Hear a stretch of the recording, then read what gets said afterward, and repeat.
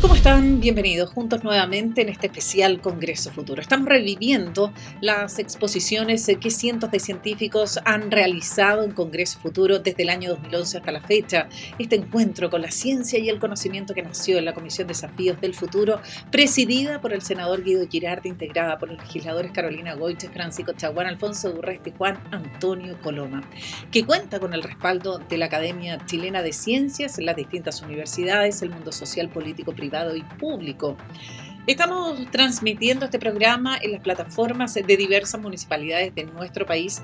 Tenemos una alianza entre el Senado y la Asociación Chilena de Municipalidades. El compromiso siempre ha sido acercar la ciencia y el conocimiento a todos los públicos, a toda la ciudadanía y llegar así a todos los rincones de nuestro país. Nos pueden encontrar en esas plataformas en Congreso Futuro en tu Comuna en línea. Comenzamos entonces la revisión de los contenidos de ciencia, tecnología, humanidades, arte e innovación en este especial Congreso Futuro, revisando los futuros posibles. Vamos a viajar en el tiempo. Nos vamos a quedar con una charla ofrecida en el año 2017 por Karina Yanib. Ella participó en el panel Ciencia Hoy, Medicina del Mañana, con su charla Desarrollo Embrionario. Jefa del Laboratorio Vascular del Instituto de Ciencia Weizmann en Israel, sus investigaciones se centran en el desarrollo vascular, desarrollo embrionario y también en las funciones endoteliales. Sus aportes son una gran contribución para el futuro de la investigación contra el cáncer. En esta charla nos señaló que si nosotros observamos a los embriones, comprenderíamos qué genes se activan en cada proceso, lo que permitiría curar enfermedades. Nos quedamos entonces con Karina Yanib y esta charla de 2017, Desarrollo Embrionario.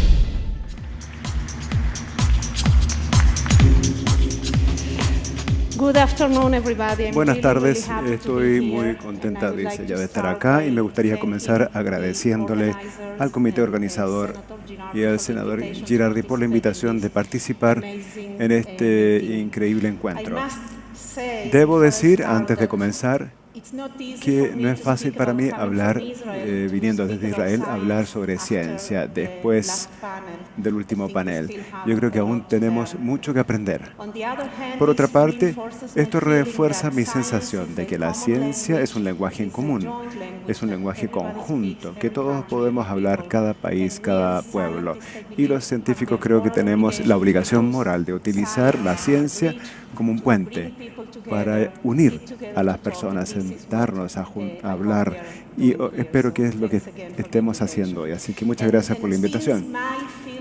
Desde que mi campo de la ciencia lidia con la vida y no con la muerte, que escuchamos mucho en el panel anterior, de hecho les voy a contar hoy sobre nuestra vida, el inicio de nuestra vida.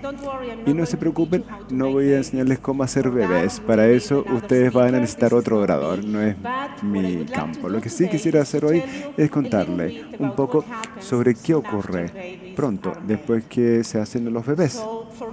Para mí, como una bióloga del desarrollo que estudia el desarrollo embrionario, la formación y el desarrollo de un embrión es un milagro.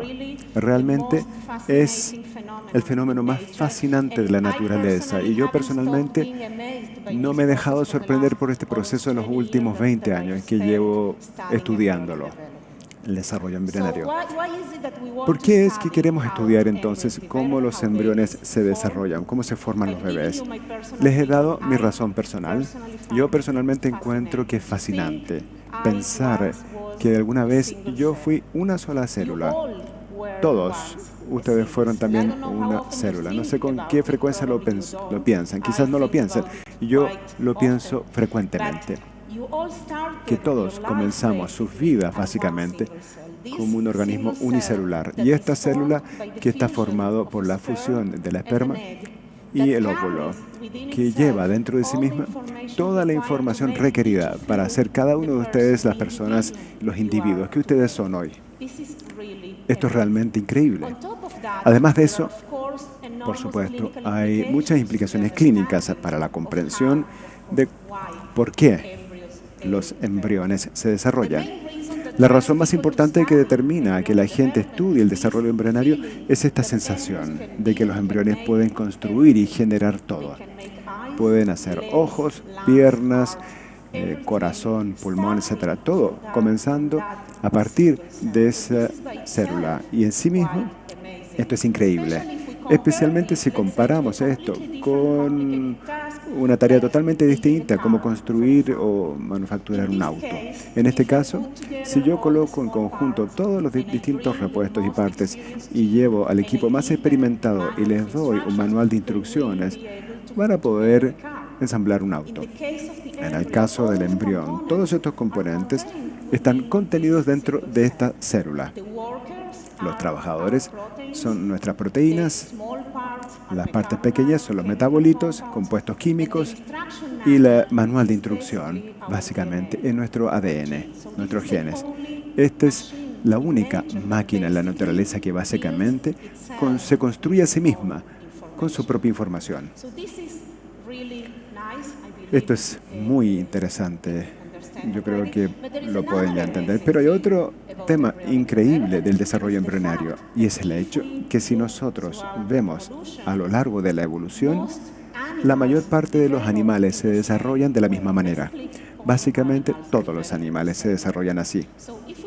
Por lo tanto, si vemos a los estados iniciales del desarrollo de un pez, una salamandra, una vaca y un ser humano, el embrión humano, todos nos vemos más o menos igual. Todos tenemos una pequeña estructura y nuestro cerebro, lo que será sorprendente para algunos de ustedes, es muy similar.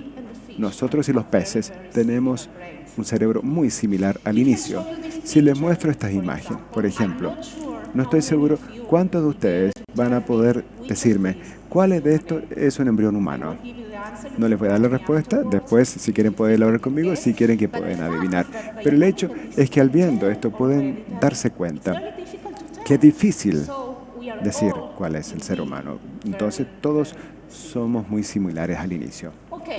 Bien, entonces ya sabemos que todos los animales nos desarrollamos de manera muy similar y a la vez sabemos más o menos un poco sobre cómo los embriones se desarrollan.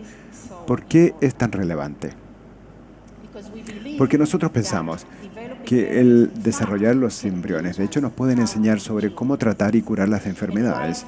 ¿Y por qué es eso? Porque nuestro cuerpo, cuando vamos a las condiciones patológicas, como le llamamos, cuando sufrimos de alguna enfermedad, no reinventan la rueda. Básicamente, nosotros volvemos y utilizamos exactamente el mismo mecanismo que como embriones los utilizamos para construirnos a nosotros mismos. Por ejemplo, si existe una herida en mi mano y la piel tiene que volver a crecer para sellar esta herida, el mecanismo que los genes y las proteínas que van a estar activadas van a ser exactamente las mismas que el embrión utiliza al inicio para construir la piel en primer lugar. Así que pensamos que si vemos a los embriones y cómo se desarrollan, vamos a comprender cuáles son los genes que se activan en cada proceso. Podemos utilizar entonces este conocimiento para tratar las enfermedades en el futuro. En mi laboratorio decidimos enfocarnos en comprender cómo el sistema cardiovascular se desarrolla. Básicamente, cómo el embrión hace un corazón, la sangre y los vasos linfáticos. ¿Por qué es eso? Además de ser un sistema cardiovascular más importante en nuestro cuerpo, esto de hecho es el primer sistema que se desarrolla durante la embriogénesis, sin un corazón que esté bombeando y sin la sangre que circula. El desarrollo no puede proceder. Y esto puede ser sorprendente para algunos de ustedes, porque algunas personas creen que necesitamos un buen cerebro que funciona para poder desarrollarnos, pero eso no es verdad. Solo hasta que las etapas iniciales del desarrollo nuevamente, lo único que realmente vamos a necesitar es un buen corazón que bombee sangre. Necesitamos sangre porque la sangre es oxígeno y nutrientes. Y solo cuando tenemos este sistema circulatorio establecido, el resto del embrión se desarrolla alrededor de este sistema. Y es por eso que cuando las mayores mujeres van a su primera ecografía durante el embarazo, lo que ven es un pequeño grano de arroz que está bombeando. Y esto es increíble. Si ustedes piensan al respecto, esto es entre la 6ª y 8ª semana de embarazo. Tenemos un pequeño grano de arroz que es el tamaño del corazón, que es sangre que está bombeándose. Y el resto del embrión, incluyendo el cerebro, hígado, páncreas, se va a desarrollar alrededor de este sistema circulatorio. Es por eso que hemos decidido enfocarnos en este sistema. Pero además de eso, si nosotros vemos las causas más importantes de muerte en el mundo occidental, este es el de Estados Unidos, pero es verdad también para la mayor parte de los países occidentales, la causa más importante involucra lo que llamamos las enfermedades cardiovasculares, corazón, el infarto, cáncer, que como les voy a mostrar en un minuto, también es una enfermedad vascular. Nosotros pensamos que si comprendemos cómo los embriones generan los vasos linfáticos y la circulación, podemos tratar algunas de estas enfermedades. Ahora, ¿por qué se da esto? Porque para poder tratar estas enfermedades, a veces queremos estimular el crecimiento de los vasos sanguíneos y a veces queremos detenerlo. Es lo que llamamos los dos lados de una moneda, de la misma moneda. Por ejemplo, veamos un ataque al corazón. Este es el corazón que tiene un infarto del corazón. Y en este caso lo que ocurre a esta persona es que debido a una razón genética o quizás debido a su nutrición, una de las arterias del corazón se tapó. Toda el área negra que ven ahí en pantalla básicamente son los músculos. Esta parte del corazón no puede funcionar, ya no se puede contraer ni puede impulsar la sangre. Por lo tanto, el resto del corazón, que aún está saludable, tiene que trabajar mucho más duro para poder seguir entregar la cantidad de sangre que necesitamos. A veces es posible, a veces no lo es. Así es que básicamente lo que la medicina tiene que ofrecernos ahora es una cirugía de bypass, que es una cirugía bastante común en la actualidad. Muchas personas tienen un bypass, tienen el ataque al corazón y básicamente tomamos una arteria de la pierna usualmente y la trasplantamos en esta área.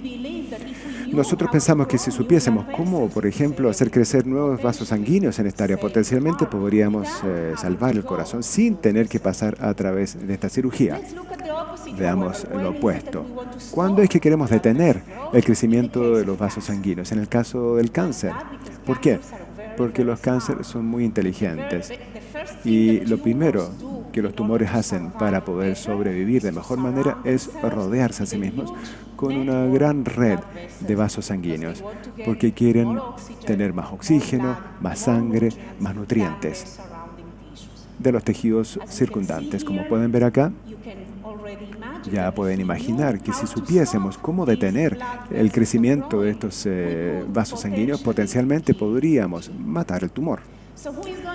¿Quién va a enseñarnos cómo dejar de tener este crecimiento? ¿Cómo estimular y estimular, por otra parte, el crecimiento de los vasos sanguíneos? Bueno, la respuesta es desarrollando embriones. Y también a través de las peces, salamandras, nosotros todos nos vemos más o menos igual.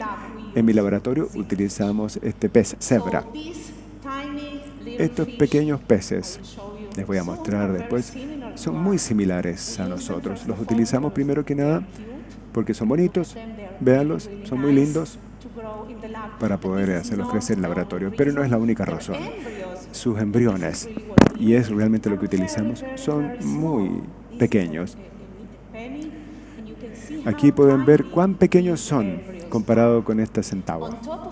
Además de ser pequeños, y para nosotros significa que son fáciles de manipular, son transparentes y se desarrollan fuera de sus madres. Básicamente, en nuestros laboratorios, en matraces, donde podemos ver y podemos colocarlo bajo el microscopio.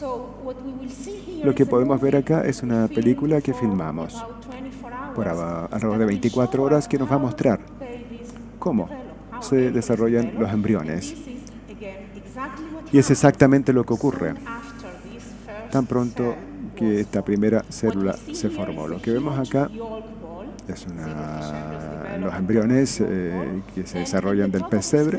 Y arriba ustedes pueden ver las dos primeras células. Una célula ya se ha dividido en dos. A medida que pasamos, van a ver estas dos células que se dividen en 4, después 4, 8 y después 16, etc. Y es un bebé real, un pez real. Las células siguen proliferando y dividiéndose hasta que llegamos a una masa crítica de células que necesitamos para poder comenzar a construir órganos. En este punto, las células van a comenzar a tomar su posición para comenzar a generar órganos.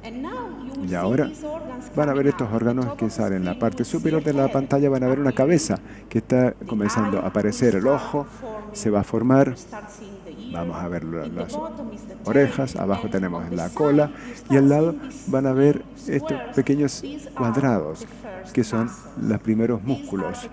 Son equivalentes a nuestras costillas, huesos y músculos del pez. Después de 24 horas, este proceso toma 24 horas en los peces y como 8 semanas en un embrión humano, tenemos un embrión que ya está totalmente funcional. Tiene todos los órganos requeridos para poder funcionar. Ahora, estos embriones son totalmente transparentes. Los podemos manipular su genoma para generar peces que de alguna manera le llamamos que tienen como luz en la oscuridad y lo podemos tener distintos colores en verde, rojo, amarillo. Y lo que ven acá es un embrión con pez cebra con todos los vasos etiquetados por distintos colores y proteínas. Ahora podemos enfocarnos totalmente en lo que ocurre con sus vasos sanguíneos. Colocamos estos embriones en una placa bajo el microscopio. No hace nada, no le hacemos nada mal, simplemente seguimos su proceso de formación de los vasos sanguíneos. Y podemos ver en esta película que tomó como 2 o 3 días para ver cómo se forman los vasos sanguíneos en un animal real. Y esto, por supuesto, es algo que no se puede hacer en ningún otro tipo animal. Ahora, ¿cómo aprendemos? ¿Cuáles genes controlan estos procesos? Nosotros vemos muchos de estos embriones porque sabemos que a veces el desarrollo embriónico se equivoca. Y a veces tenemos este tipo de peces, por ejemplo, en el cual los vasos no crecen. Tratamos, pero no pueden formar esta hermosa estructura que nosotros vimos en el caso normal. Esto es exactamente, son los peces que nosotros queremos, porque sabemos que estos peces tienen una mutación que bloquean la formación de los vasos sanguíneos. Ahora podemos encontrar cuáles son los genes que son los que han mutado y podemos transformarlos en un medicamento. Otro ejemplo es el aneurisma. La ruptura de los vasos es algo que realmente no sabemos cómo ocurre y es la muerte inmediata en los seres humanos. Ahora estamos estudiando también y van a ver los vasos de la cabeza y van a ver también un vaso que en algún momento tiene una ruptura y toda la sangre comienza a invadir toda la cabeza. Una vez más, en los seres humanos eso significa la muerte inmediata. En los peces podemos ver a los genes, el genoma de ese pez y tratar de comprender qué fue mal, qué estuvo mal en este pez y podemos traducirlo a los seres humanos más adelante. Y en la última parte les voy a contar sobre otro sistema que nosotros tenemos, que es el sistema linfático, que es mucho tardía que la sangre, las arterias. Sin embargo, es muy importante, porque de hecho es una de las rutas más importantes para las células inmunes. Además de eso, el funcionamiento incorrecto del sistema linfático da como resultado en una enfermedad muy difícil que se llama linfedema, que afecta a cientos de millones de personas y en general afecta a la mayor parte de los sobrevivientes de cáncer que han pasado por nódulos linfáticos y su remoción, linfadenectomía.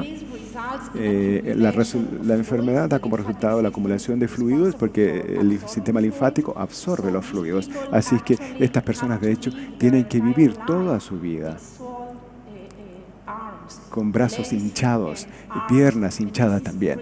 Y esto realmente es devastador para muchas personas que han sobrevivido el cáncer. Hoy no hay cura para esta enfermedad y la razón para eso es que no sabemos cómo hacer crecer células linfáticas. Recientemente, en nuestro laboratorio, sin embargo, nosotros hemos podido utilizar estos peces que les acabo de mostrar para por primera vez encontrar una manera para poder generar estas células en un cultivo que ahora podemos desarrollar en algo que se pueda utilizar para un trasplante. Y creo que este es el significado real para comprender cómo podemos ir desde un pez hasta un ser humano, de un embrión hasta un adulto. Así es que en la actualidad, en la vida diaria, en un laboratorio, siempre tratamos de volver a este embrión. Y lo vemos no importa si es un pez cebra o un embrión humano. No trabajamos con embriones humanos, pero sí con peces. Y es lo mismo.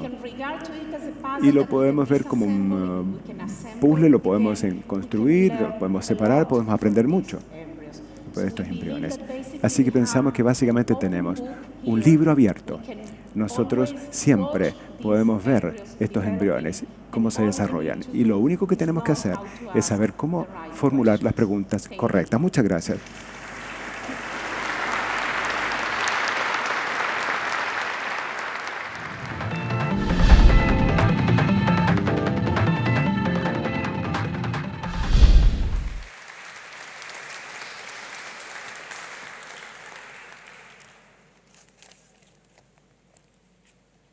Muchas gracias a los organizadores por la invitación y tener el honor de compartir este panel con tres grandes expertos y con nuestra presentadora María Teresa. Muchas gracias también por la presentación que hiciste, María Teresa. Y bueno, el tema de este panel es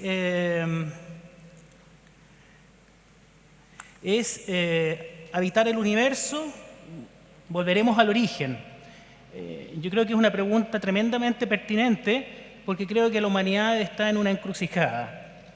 Por un lado, somos una especie que está poniendo en riesgo nuestro propio planeta y al mismo tiempo una civilización que está desarrollando tecnologías que puede que nos permitan dar el salto a las estrellas. Esta encrucijada yo creo que está a pocas décadas de distancia. Por de pronto, yo creo que ya somos capaces de autodestruirnos. En cambio, si lográramos sobrevivir y desarrollar las tecnologías que nos permitan llegar a las estrellas, se abre un mundo de posibilidades.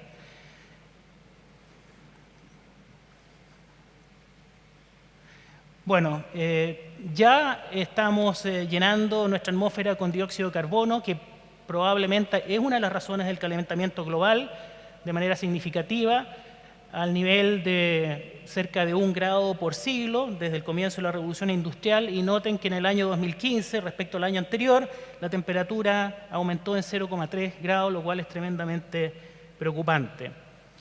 Bueno, yo no soy experto en clima, así que no me voy a referir más a eso, ni sobre los riesgos que conlleva nuestro modelo de desarrollo para el futuro del planeta Tierra, pero sí, desde el punto de vista de mi especialidad, la astronomía, puedo, desde el punto de vista científico, responder la pregunta si vamos a poder eventualmente colonizar la galaxia. Esa pregunta se puede dividir en 3 partes. Una, ¿hay planetas habitables? ¿Cumplen esos planetas con las condiciones para la habitabilidad, como la conocemos nosotros? Y tercero, ¿es tecnológicamente posible alcanzar las estrellas y esos exoplanetas? Bueno, partamos por el número de estrellas. Esa es nuestra galaxia, la Vía Láctea. El Sol está, tal como lo hemos visto, lejos de... Bueno, está lejos del centro de la Vía Láctea y en total se estima que hay 200.000 millones de estrellas solo en la Vía Láctea, sin contar que además hay 100.000 millones de galaxias como la Vía Láctea en el universo hasta donde lo podemos observar. Es decir, estrellas hay muchas. Cuando yo era estudiante, me decían que probablemente las otras estrellas de la Vía Láctea también deberían albergar planetas, como es el caso del Sistema Solar. Pero eso era una hipótesis. Bueno, en el año 1995 tuve la fortuna de, junto con el resto de las personas, de ser testigo del primer descubrimiento de un planeta en una estrella normal, recién hace poco más de 20 años.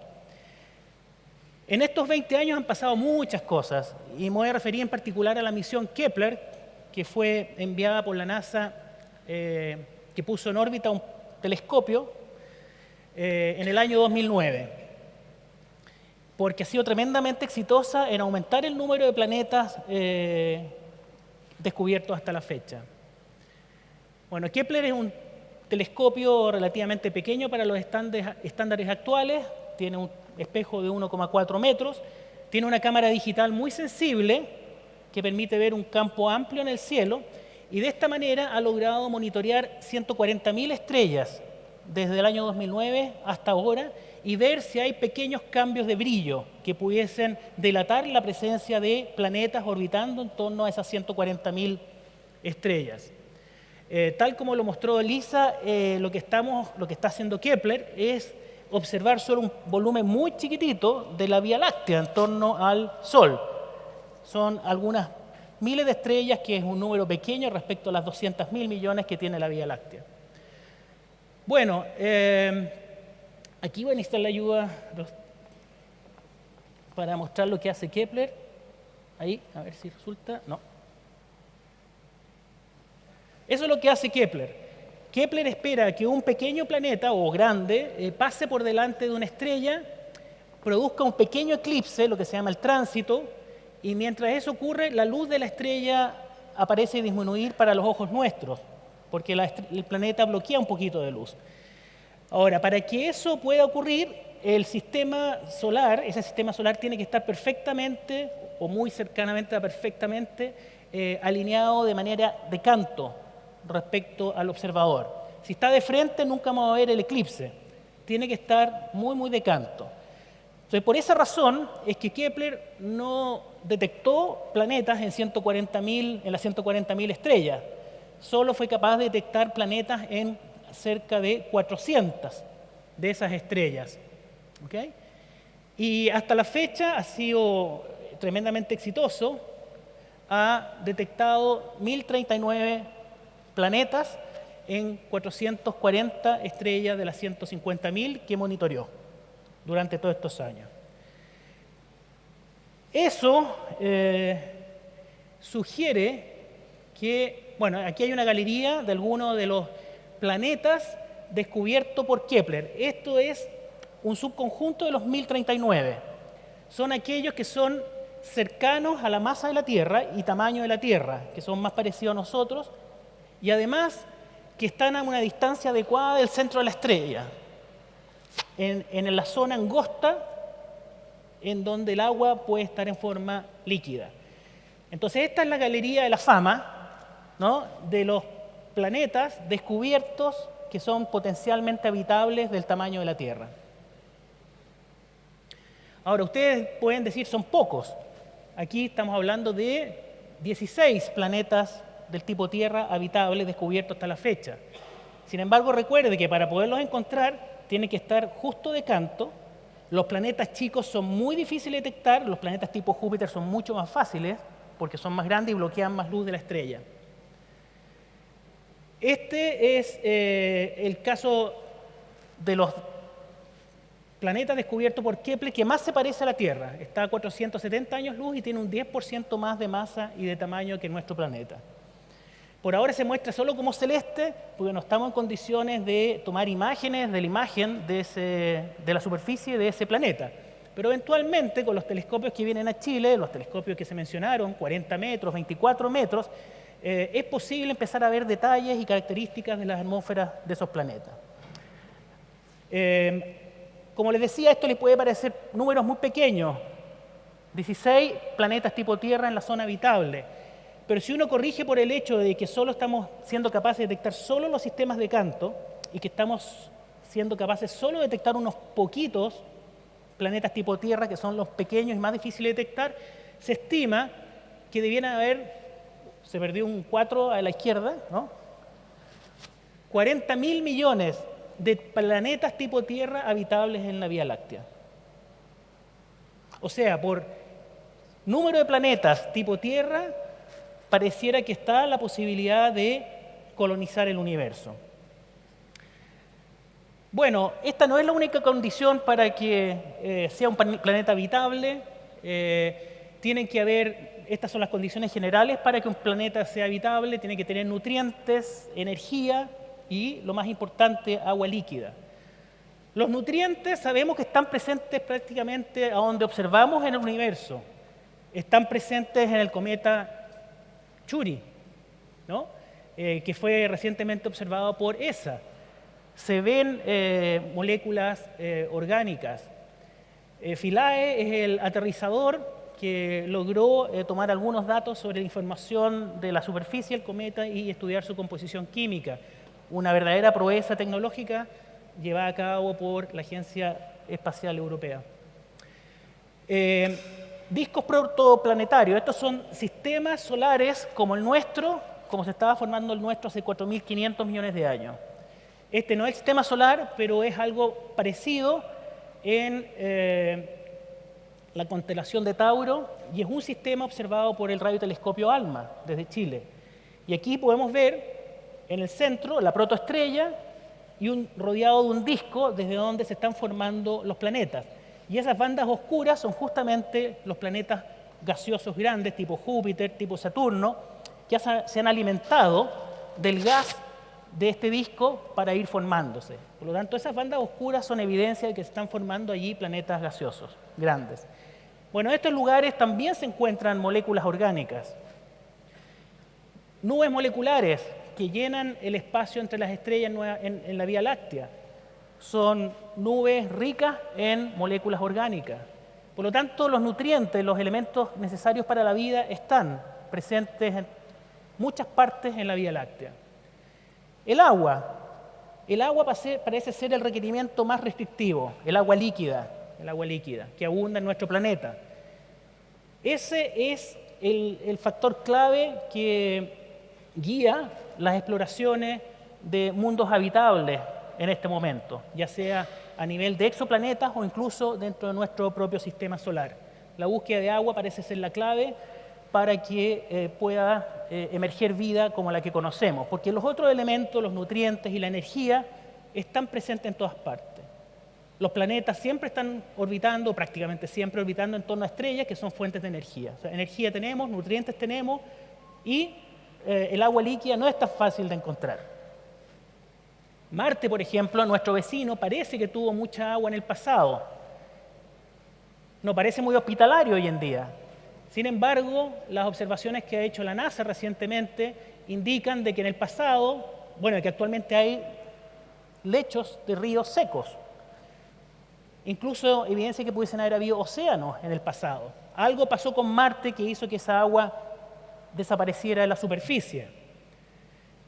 Incluso en septiembre pasado la NASA hizo un importante anuncio que no solo indica que Marte pudo haber tenido agua en el pasado, sino que además agua contemporánea, agua actualmente, que emana debajo de la superficie de Marte, que aflora en ciertas circunstancias. Ahí está, un cerro del cual ustedes pueden ver de que ha fluido líquido hacia las zonas más bajas. Y aquí podemos ver en este video, que es una secuencia de imágenes, cómo la superficie alrededor de esos cerros va cambiando justamente por los flujos de un líquido. Y los estudios que hizo la NASA indican que ese líquido sería agua muy salada. Así que agua en Marte hay, aunque en pequeñas cantidades, como si Marte estuviera transpirando un poquito cuando lo someten a mucho calor. Agua en otros lugares en el sistema solar, se sospecha que en las lunas de Júpiter y Saturno pudiesen darse las condiciones para que exista el agua líquida bajo la superficie de algunos de los satélites de Júpiter y Saturno. La zona habitable a la cual me referí es la zona, el rango de distancia, si quieren, desde la estrella, donde el agua puede estar en forma líquida en la superficie de ese planeta. Por ejemplo, si se fijan de las 5 estrellas que hay al lado izquierdo verticalmente, la del centro, la del medio, es amarilla como el Sol. Bueno, la franja azul es donde el agua puede estar en forma líquida y afortunadamente allí donde estamos, no es coincidencia. La Tierra está en el medio de esa franja que es lo que se llama la zona habitable. En el futuro, tal como se mencionó hace un rato, el Sol va a aumentar su tamaño, va a ir aumentando su luminosidad y eventualmente esa zona habitable se va a ir desplazando hacia afuera. Y por lo tanto la Tierra va a quedar fuera de la zona habitable en algunos millones de años más, varios cientos de millones de años más.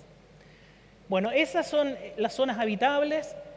Depende de la temperatura de la estrella. Si una estrella como la que está abajo, que es roja, es fría, la zona habitable debe estar más a la izquierda, más cerca de la estrella y viceversa.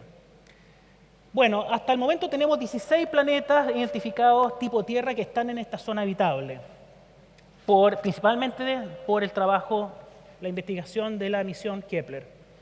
Aquí están algunos de ellos y tal como les anticipé, se estima que hay 40.000 millones de esos planetas tipo Tierra habitables en nuestra Vía Láctea. Es decir, tenemos muchas estrellas, tenemos muchos planetas potencialmente habitables. La pregunta que sigue es, ¿podemos colonizar el universo? ¿Podemos transformarnos en una civilización galáctica? Bueno, Einstein nos pone muchas limitaciones. Aunque pudiésemos, en este momento, con la tecnología que tenemos, las naves espaciales pueden desplazarse a un 10 milésimo de la velocidad de la luz, que es la máxima velocidad que podemos alcanzar. A esa velocidad actual, un 10 milésimo de la velocidad de la luz, nos tomaría 40.000 años en llegar a la estrella más cercana. Si lográramos imprimirle a esta nave espacial la mitad de la velocidad de la luz, como para que los viajes interestelares sean posibles, necesitaríamos 2.000 veces la energía que consume la Tierra durante todo un año. Así que es muy difícil llegar a las estrellas, es muy difícil conseguir esa energía, es muy difícil alimentar a esas tripulaciones durante todos los años que van a durar esos viajes. Es muy difícil que se reinserten en la Tierra posteriormente, porque Einstein nos indica que el tiempo va a transcurrir más rápido aquí en la Tierra que en la nave espacial. Cuando lleguen de vuelta, esos exploradores del futuro se van a encontrar con varias generaciones más adelantadas tecnológicamente que cuando dejaron el planeta Tierra. Por lo tanto, es muy difícil habitar, colonizar nuestra galaxia y llegar a transformarnos en una civilización galáctica. Bueno, si efectivamente existen muchas estrellas, muchos planetas habitables, si es que la Vía Láctea ha evolucionado durante 12.000 millones de años, es mucho tiempo, ¿no? Si la vida se diera con facilidad en muchos lugares en la Vía Láctea, ya habrían desarrollado las tecnologías para colonizar la Vía Láctea. Y sin embargo, después de 50 años de esfuerzo tratando de escuchar con radiotelescopio presencia de evidencia de actividad tecnológica en otras estrellas, no hemos encontrado ninguna. Y esa fue la pregunta que se hizo Enrico Fermi, Premio Nobel de Física. La pregunta es, ¿dónde está la gente? ¿Dónde están?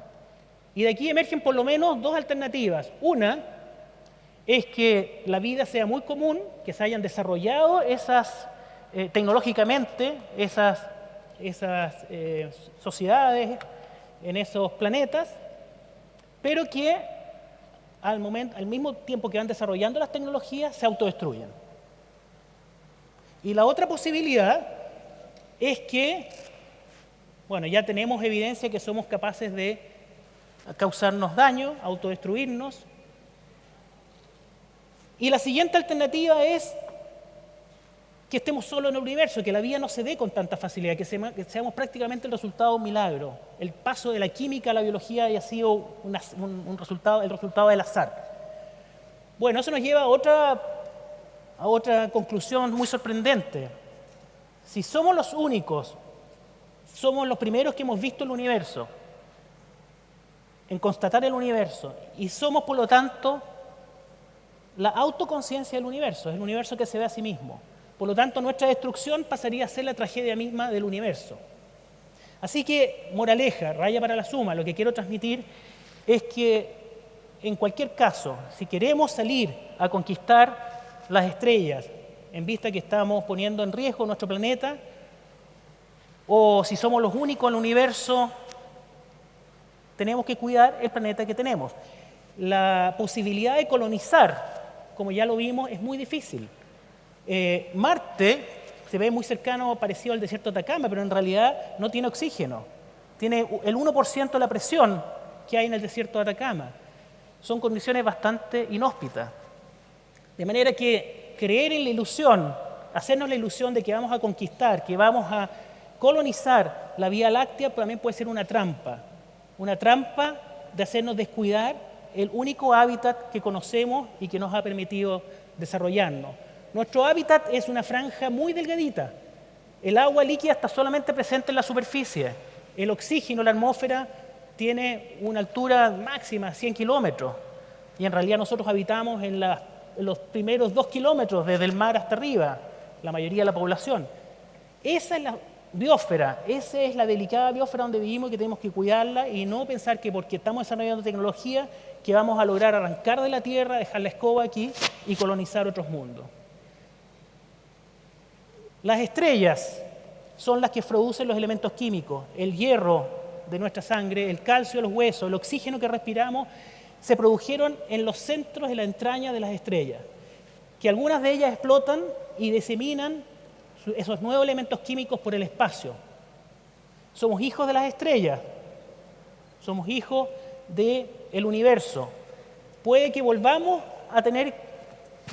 llegar a nuestros orígenes, que son las estrellas, pero eso depende finalmente de nuestras decisiones, de las que tomemos hoy en día. Muchas gracias.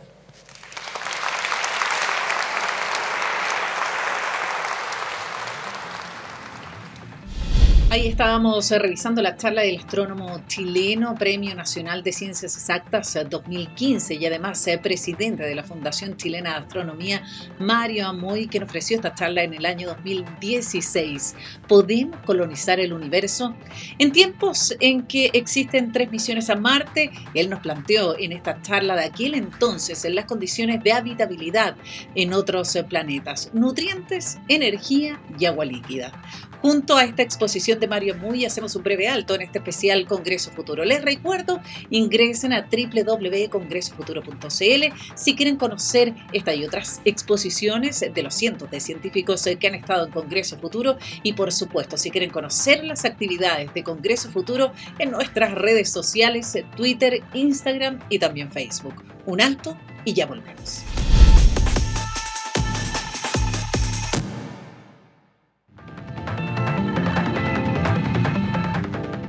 Ya estamos de regreso en este especial Congreso Futuro, revisando los futuros posibles, las ideas, las preguntas, las respuestas de cientos de científicos que han participado en este encuentro con la ciencia y también con el conocimiento que llega a todos los rincones de nuestro país y que no solo se realiza en Santiago, sino que también en diversas regiones de Chile cada mes de enero desde el año 2011 hasta la fecha. ¿Recuerdan ustedes qué es lo que ocurrió en el Mundial de Brasil 2014? En el Mundial de Brasil 2014, el puntapié inicial lo dio un hombre parapléjico que portaba un exoesqueleto. Ese exoesqueleto fue desarrollado por el doctor en ciencias Miguel Nicolelis. Él participó en Congreso Futuro en el año 2016 con su charla Inteligencia Artificial Camino hacia una Superinteligencia. Considerado uno de los 20 científicos más importantes del mundo y cuya línea de investigación se centra en desarrollar técnicas para integrar el cerebro humano a las máquinas. Queremos invitarte a revisar esta exposición del doctor Miguel Nicolelis, que nos señaló que el centro del universo no es el Sol, sino que la mente humana. Aquí está la charla Inteligencia Artificial, Camino hacia una Superinteligencia. Muchas gracias. Buenas tardes. First of all, I would like to thank the Chilean government, the Chilean Senate, the Chilean president, and the organizers of this meeting for this wonderful invitation to be here with you again in Chile. Estoy feliz de estar en Chile, en Santiago. Tengo buenos amigos aquí en el público y varios invitados distinguidos de este país tan lindo.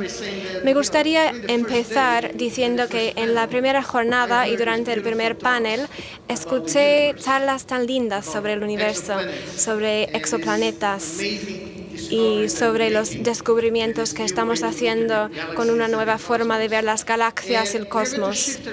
Y vamos a cambiar un poco de tema para hablar sobre otro universo, no el que está por encima de nosotros, sino que el que está en nuestras cabezas. Para la mayoría de ustedes puede ser sorpresa que el universo que nosotros tenemos dentro es incluso más complejo que el que está por encima de nosotros.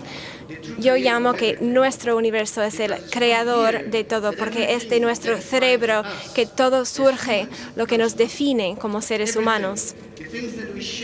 Todo lo que compartimos en nuestras vidas surge del cerebro y toda la información generada por cualquier ser humano que nunca ha vivido vive ahora en el cerebro. Nuestro arte, ciencia, las creencias, miedos, amores. Incluso a mí me gusta decir que lo que experimentamos es solamente el universo humano creado por el cerebro.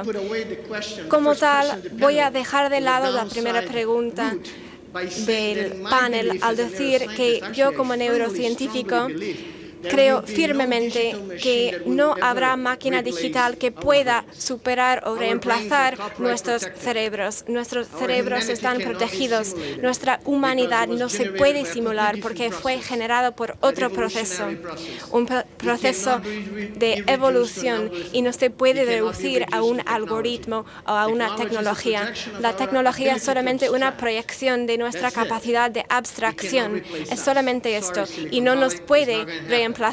Les pido perdón a Silicon Valley porque esto no va a pasar. Como científico, somos casi como astrónomos porque vamos a la caza de tormentas, pero buscamos otras tormentas, las tormentas cerebrales. Y la gente siempre habla de las tormentas cerebrales, pero muy poca gente ha visualizado cómo es esa tormenta. Lo que ven aquí a la izquierda era la primera vez que pudimos grabar 100 células cerebrales en un mono vivo que tenía que decidir qué quería hacer, cómo moverse la mano en un espacio. Ese es un ejemplo de una tormenta cerebral y yo les voy a enseñar cómo suena esa tormenta en un mono. Esas son 100 células. Pero sería lo mismo en el cerebro de ustedes. Es el sonido único de un primate que creó todo. Como les dije, la tecnología no nos va a reemplazar, pero la tecnología sí tiene lugar en nuestras vidas para la mejora de la humanidad. Y voy a hablar de esto, cómo podemos combinar la tecnología con la inteligencia humana para lograr los objetivos que cuando yo estudiaba medicina hace 30 años, mis profesores habrían dicho que sería imposible. Para hacer esto, yo les voy a presentar algo que mi asesor postdoctoral creó conmigo hace 17 años. Es una interfaz cerebro-máquina y es una forma de hacer que las tormentas que ustedes oyeron pueden grabar esas señales eléctricas en tiempo real mientras se producen en los circuitos del cerebro y los traducen en información digital para poder extraer comandos motores generados por esas tormentas y hacer que un dispositivo se mueve debido a la voluntad del cerebro. Es por eso que se llama una interfaz cerebro-máquina. Y esos dispositivos pueden retroalimentar el cerebro e informar al cerebro lo que está pasando. Trabajamos con esos dispositivos en los años 90 y yo les voy a enseñar un experimento en el que los monos podían utilizar los cerebros voluntariamente para controlar un dispositivo. Yo digo que ese fue el día en el que el cerebro se liberó de los límites físicos del cuerpo y podía actuar sobre el mundo mismo. Lo que van a ver es un mono que aprende un videojuego. No me sirve mi láser.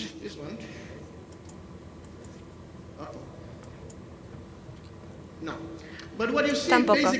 Bueno, ese es el paradigma. Hay un mono que aprende a jugar un videojuego y mientras aprende a jugar, grabamos la actividad en la corteza motora que genera ese movimiento y lo enviamos a un ordenador para transformar esta información en señales digitales y extraer los comandos que pueden ser utilizados para que un brazo robótico se mueva. Y nadie sabía cómo iban a reaccionar los monos en ese entonces. Entonces les enseño el primer mono que fue exitoso en hacer esto y se convirtió en un mono muy exitoso. A ella le encantaba jugar, ella usa esa palanca, ese mando, y cuando se mueve la palanca exitosamente, ella recibe un poco de jugo de naranja y los monos harán todo por un poco de jugo de naranja. Y ella jugaba ese videojuego y grabábamos la tormenta cerebral eléctrica que se generaba en el cerebro medio segundo antes de que ocurra el movimiento. El cerebro contiene el código de movimiento. Nosotros enviamos ese código a una máquina que lo transforma en un comando digital que un robot podría entender.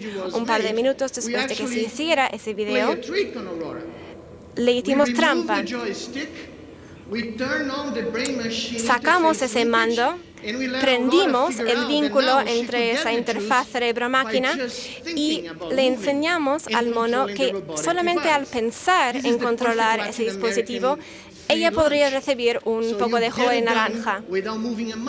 No hay que hacer nada, no hay que mover ni un músculo. Entonces, ella, Aurora, aprendió muy rápido que podía hacer esto. Y esa es la primera noche en que aprendió a controlar ese mando con solamente su cerebro, con esas 100 neuronas. Puede jugar el videojuego sin contraer ni un músculo. Ella recibe el premio, su jugo de naranja, pero lo que está haciendo es básicamente, como vimos antes, y 30 días después, aprendió a hacer algo bastante maravilloso.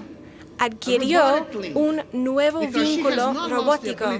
Ella no perdió la capacidad de mover sus miembros de su cuerpo para sacar comida o para moverse, pero aprendió que podía utilizar su mente para controlar ese dispositivo e interactuar con el mundo. De hecho, en el cerebro de Aurora lo que vemos son las neuronas que disparan en amarillo y rojo.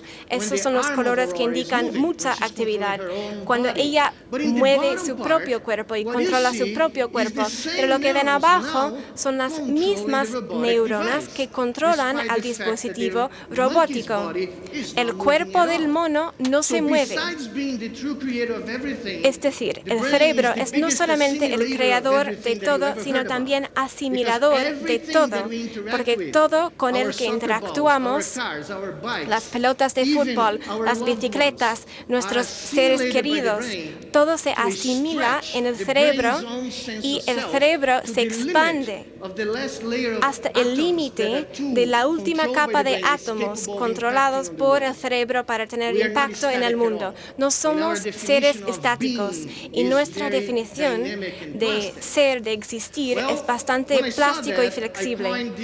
Cuando aprendí esto, yo acuñé eso como una teoría. Y no hay que decir al público sobre la teoría Pelé, porque todos conocen al jugador. Era ese señor Pelé, no era Maradona ni nadie más. Y si tuviera oportunidad de grabar la corteza de Pelé, yo encontraría no una representación como ven en la gráfica, un señor que jugaba 1300 partidos. Yo encontraría un híbrido, solamente una pelota y un pie asimilado, porque yo creo que la pelota era una parte íntegra de él mismo, era una parte del ser mismo. Y descubrimos que el cerebro es bastante flexible. Yo les voy a demostrar qué tan plástico puede ser un cerebro. Yo estudié con Eric Thompson recientemente, un estudiante postdoctorado, y podemos utilizar esas ratas para crear una experiencia de percepción que no existe en los seres humanos. Como bien saben, los mamíferos no pueden detectar infrarrojo y tampoco el calor de infrarrojo, pero entrenamos a las ratas a tocar una luz que para nosotros es invisible, la luz infrarroja. Creamos una prótesis en la que un sensor infrarrojo se coloca en la cabeza del animal y ese sensor puede detectar la luz infrarroja con 360 grados, y cuando se detecta, un pulso eléctrico se envía a la corteza táctil del animal, y lo que aprendimos era que en solamente 3 días este animal empezaba a seguir la luz infrarroja al tocar, no al ver. Entonces, esas ratas aprendieron a hacer esto y van a ver una pequeña luz. Este video se grabó con una cámara infrarroja y lo que ven es que incluso cuando esa luz está en la parte trasera del animal, se puede mover porque tiene la capacidad a través de su corteza, y su premio en este caso era solamente un poco de agua porque las ratas toman mucha agua. Lo que escuchan es el pulso eléctrico que se envía a la corteza táctil para que la rata siente la luz en vez de ver la luz. En 1999 y luego en 2000, en la revista Scientific American, propusimos que esta tecnología se podía utilizar para reparar lesiones neurológicas, como por ejemplo una lesión a la columna vertebral, y propusimos que una interfaz cerebro-máquina sería capaz de leer las tormentas cerebrales de una persona parapléjica y traducirlas hacia un cuerpo externo, es decir, un exoesqueleto, que podría portar a la persona en el mundo y retroalimentar al cerebro para que la persona, incluso que tenía lesión en la columna vertebral, podía caminar de nuevo. Si se imaginan, obviamente la gente pensaba que nosotros éramos locos, y con una propuesta así en Latinoamérica y en Estados Unidos se pueden imaginar lo que decían. Pero 10 años después, eso fue lo que ocurrió. Hay un proyecto que se llama Walk Again, Caminar de Nuevo. Es una organización sin fines de lucro que tiene participación de 25 países, 156 personas. Y van a ver una bandera chilena ahí en la esquina, representada por mi gran amigo y estudiante anterior, Ronald Fuentes, que era director científico de nuestro instituto en Brasil y está aquí de vuelta en Chile. Él era el participante chileno en ese proyecto Caminar de Nuevo, y traíamos a científicos, a personas que trabajan en rehabilitación, a mucha gente para armar este proyecto. Empezamos con 8 pacientes que tenían lesión completa en la columna vertebral, para ver si sería posible crear una interfaz cerebro-máquina para crear una inteligencia híbrida, la mezcla del sueño de mover de nuevo con la robótica que haría esto posible. Y esto se hizo en laboratorios en todo el mundo. Este es el exoesqueleto que construimos. Es una máquina muy compleja porque tiene líneas análogas que tiene los comandos, y tiene un cerebro eléctrico que interactúa con el cerebro del paciente. Usamos solamente tecnología no invasiva para que el paciente pueda caminar con este dispositivo. Y el paciente tiene que aprender a imaginar movimientos para que podamos recabar esas señales eléctricas y transformarlas en patrones de movimiento.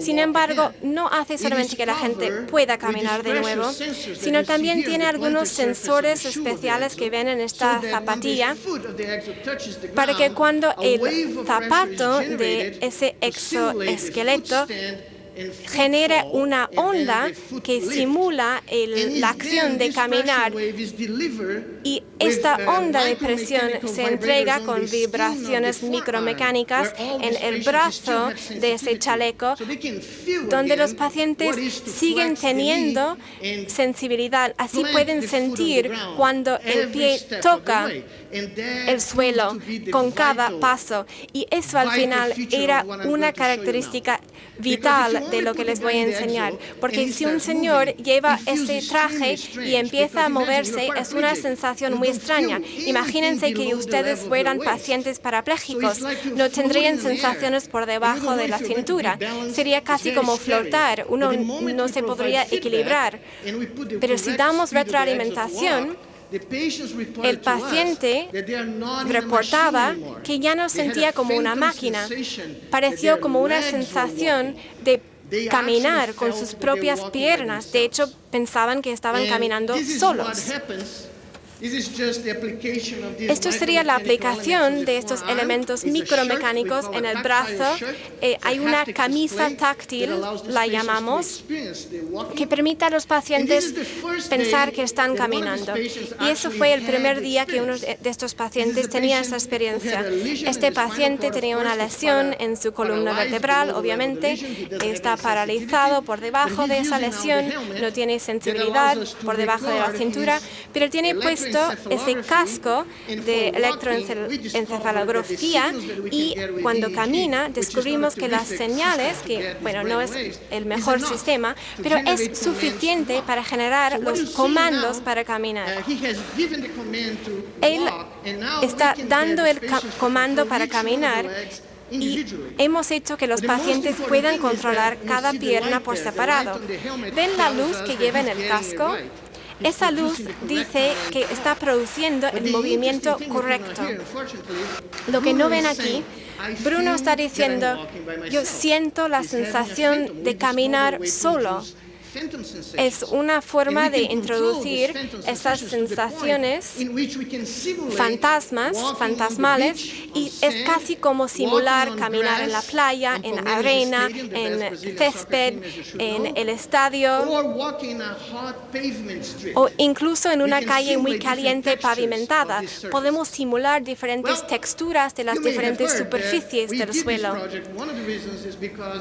Uno de los motivos para hacer este proyecto era que en la ceremonia de apertura, Brasil quería subrayar el hecho de que es un nuevo país, que no es un país que sufre de estereotipos, solamente fútbol. Bueno, los alemanes ganaron ese día durante esa Copa Mundial, pero el fútbol, la música, queríamos enseñar que somos más de esto, que somos de ciencia, que con la colaboración de colegas y amigos en todo el mundo podemos generar ciencia para el beneficio de millones de personas. Por lo que sugerimos a FIFA y al gobierno de Brasil que queríamos lanzar la Copa Mundial con nuestro traje. Y lo que van a ver, FIFA no me permite usar las imágenes del momento en que el señor pateó la pelota, porque quieren que paguemos por esas imágenes. Se les olvidó que a veces tenemos celulares en nuestros bolsillos, ¿verdad? Y el paciente que pateó la pelota, él practicó 57 veces, y 56 de esas pateas las marcó. Y era incluso mejor que el equipo brasileño durante la Copa Mundial. Pero lo que van a ver, la última patea de Julián, antes de salir al estadio, antes de 75.000 personas y 1.000 millones de personas en el público, y él es un parapléjico completo, no tiene ninguna sensibilidad ni en el torso ni por debajo de la cintura. Y lo que van a ver es un gesto bastante humilde, pero es un gesto bastante grandioso. Colocan la pelota, hay mucha luz que subraya la interfaz cerebro-máquina, y patea la pelota. Y en el mejor momento para mí, más conmovedor de esta experiencia, era que empezó a celebrar y está gritando, yo sentí la pelota. Y esa fue la meta, no solamente mover, sino también tener sensación y restaurar su dignidad como ser humano. Y esto es lo que puede hacer la tecnología para nosotros. Sin embargo, la mayor sorpresa, y termino con esto, vino un par de días después, cuando hicimos un examen neurológico de rutina con todos los pacientes que habían entrenado durante 6 meses con ese dispositivo. Cuando hicimos ese examen, probamos la sensibilidad táctil en el nivel de la lesión y por debajo, y también el desempeño motor en la lesión y por debajo de la lesión. Al principio, cuando hacíamos esos exámenes, los pacientes no tenían sensibilidad ni movimiento por debajo de la lesión. 6 meses después, en promedio, esos pacientes habían recuperado 5 dermatomes de sensibilidad, es decir, podían sentir sus propios cuerpos después de entrenar crónicamente 1 hora al día con esos dispositivos durante 6 meses. 5 dermatomes, es decir, podían sentir no solamente sus piernas, sino también una sensación víscera que habían perdido. Es bastante importante para el control de funciones fisiológicas. Lo que más nos sorprendió era el examen motor. Lo que ven aquí en la gráfica a la izquierda representa el primer día de ese entrenamiento y es transparente porque no hay ningún músculo que se active por debajo de la lesión. Pero con el paso del tiempo, al final del año, ven este rojizo por debajo de la lesión. Este rojo representa los músculos que el paciente puede controlar voluntariamente sin este exoesqueleto y sin la interfaz cerebro-máquina. De hecho, al final del año, el 50% de los pacientes cambiaron de ser clasificados como pacientes de lesión completa a lesión parcial. Esto es bastante incomún. La gente que lleva 10 años en una silla de ruedas no recupera de esto. Pero yo puedo decir que apenas visité Sao Paulo, 2 años después, el 7 de 8 pacientes ahora tienen lesiones parciales y no completas. Les voy a enseñar un video de 2 pacientes que están caminando solos. Si podemos prestarles un apoyo, estos pacientes que llevan 12 y 14 años con lesiones en la columna vertebral van a ver ahora cómo pueden tomar pasos solos. Esa es la otra paciente, un caso un poco más dramático. Pueden ver cómo ella toma el paso. Y esto es porque el cerebro es bastante plástico. Nuestra hipótesis es si tienen un diagnóstico clínico como lesión completa, pero a lo mejor algunas conexiones nerviosas sobrevivieron y este entrenamiento podía activar esas conexiones nerviosas. Y esto es sin precedentes en la historia de esas lesiones. Y yo soy muy feliz de compartir esto con ustedes. Este solamente es el principio. Hoy en día podemos diseñar no solamente una interfaz cerebro-máquina, sino podemos contar con la colaboración de varios individuos en una interfaz compartida, como por ejemplo con los monos. Voy a terminar enseñándoles la primera vez que 3 monos colaboraron en una sola interfaz para mover un brazo virtual para conseguir el jugo que querían. Lo que ven con esos 3 puntos es el resultado de 3 cerebros para mover ese punto negro que representa la muñeca del brazo virtual para conseguir el jugo que querían. Mi respuesta para ustedes es, la tecnología nos va a reemplazar, pero el futuro, como dijo la presidenta el otro día, va a ser una historia humana. Vamos a aprovechar la tecnología para curar y expandirnos, pero este es nuestro universo y así será.